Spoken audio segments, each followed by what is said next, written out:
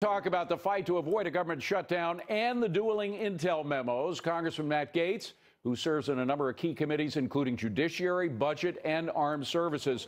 Congressman, first of all, let's talk about the Democrat memo, because what the Democrats are doing, particularly Adam Schiff, he's been around intel enough to know what is you can include in a public report and what you cannot include. Apparently, he put enough sensitive information in this Democrat memo that some of it is going to have to be redacted. So now he's saying if anything is redacted, this is censorship. Talk about a ploy. Well, you're absolutely right, David, and I am tired of Adam Schiff and other Democrats playing games with our intelligence and with the processes that we have to rely on for meaningful investigations. Here you've got a circumstance where clearly the Democrats have chalked this memo full of sources and methods that would hurt the American people if they were exposed. And so, of course, the president is going to have to redact some of that information. But I don't know how Adam Schiff has any credibility left with the American people. Remember, David, when he told us that the release of the Nunes memo would disclose all sources and methods? That turned out to be a complete lie. He accused Devin Nunes of unethical conduct. Devin Nunes was totally cleared. And then Schiff also made the accusation that we changed the memo before giving it to President Trump. He's not even making that argument anymore. So time and again, he's proven uncredible. And honestly, we've got to move past the partisanship on this issue so that we can have consequences for the people who did bad things. All I can say is, look, the fact is that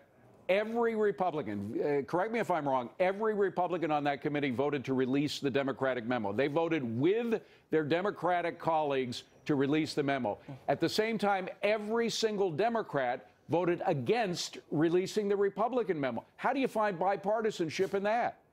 It's very difficult, but it shows that we're confident in the facts that are laid out in Devin Nunes' memo. Quite clearly, cash at the Democratic National Committee was convertible into a FISA warrant to spy on Americans. That's outrageous no matter which party you're a member of. And look, David, Democrats and Republicans are going to be in power in the future in this country. And I don't want either side to have the ability to use political documents to go and infect an intelligence investigation. We should all be in this together, but unfortunately, the Democrats want to drive division instead of working to make sure that this never happens again. You know, besides lack of bipartisanship, there's another problem here, which is the FISA judges. Shouldn't they have known?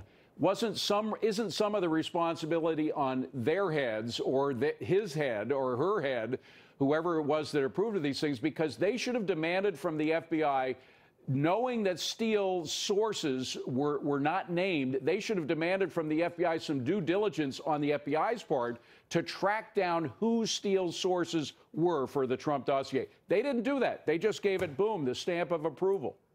Well, they didn't have all the facts, and that's where I believe laws were broken, David. I believe that material omissions were included in the presentations to the court, and it's important that the American people know. Forgive me for interrupting, Congressman. Sure. Isn't it up to the judge to say you don't have the facts? I'm not going to give you approval until you get the facts. But here's an example of something they wouldn't know.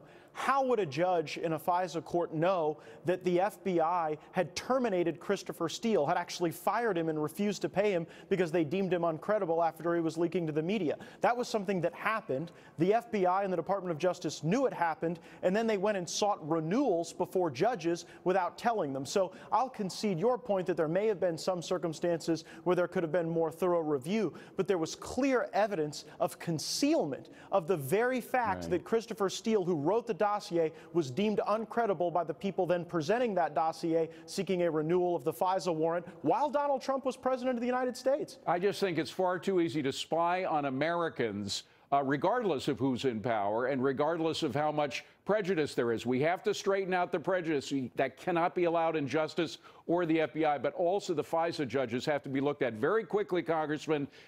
You guys passed this stopgap measure, this spending measure, which would lengthen a little bit, satisfy some of the demands of the military that you can't just have these short two-week spending programs. Do you think that the Senate, there's any chance for it to pass in the Senate?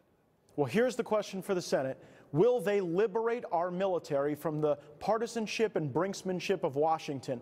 I fear that they won't. I'm concerned about that, but this is the Senate's chance. Let's take our troops, fund them, give them what they need to train and prepare and fight and win downrange, and then we can fight about the rest of the stuff after. I think we ought to put our troops first. That's what the House has consistently done, and I wish we had a willing partner in the Senate, but I'm not optimistic. And by the way, you did have 17 Democrats that voted with the majority to pass this thing. So we'll see. Matt Gaetz, thank you very much for being here. We appreciate it. Thank you, David. We are coming right